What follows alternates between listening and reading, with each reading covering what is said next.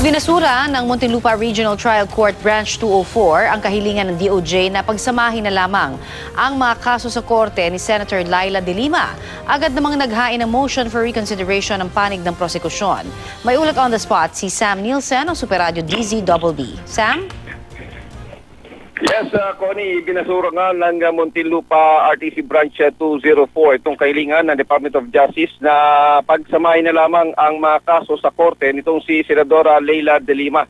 Sa pagdinig ngayong araw, kinumpirma ni Attorney Filibon Tacordon na inilabas ni Judge Juanita Guerrero ang desisyon noong March 30 pero natanggap lamang nila ang kopya nito matapos ang mahal na araw. Paboraan niya naman sa kanila ang naging desisyon ng korte at nung una pa lamang ay kanila nang pinanindigan na magkakaiba ng transaksyon ang kinasasangkutan ng mga inaakusahan kung kaya tama lamang daw na dinggin ito sa bawat korte. Naging desisyon umano ni Judge Juanita Guerrero na ibasura ang motion for consolidation ng DOJ dahil hindi pa naman ito nararapat pag-isahin sa ngayon.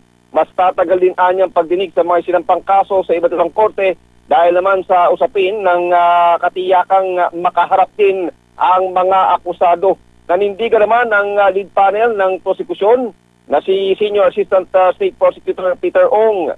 May common accused na daw sa kaso na si Senadora De Lima at sa pagkakaparehas ng mga kinakaharap na kaso ay mananatili sila sa posisyon na similar offenses of similar facts.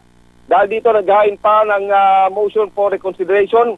Ito ang panig ng prosekusyon, samantala sa pagdinig naman sa Muntinlupa RTC Branch 205, hindi pa rin naglalabas ng desisyon itong si Judge Amelia Fabros Corpus sa mga mosyong inihain na ang panig ng prosekusyon at depensa.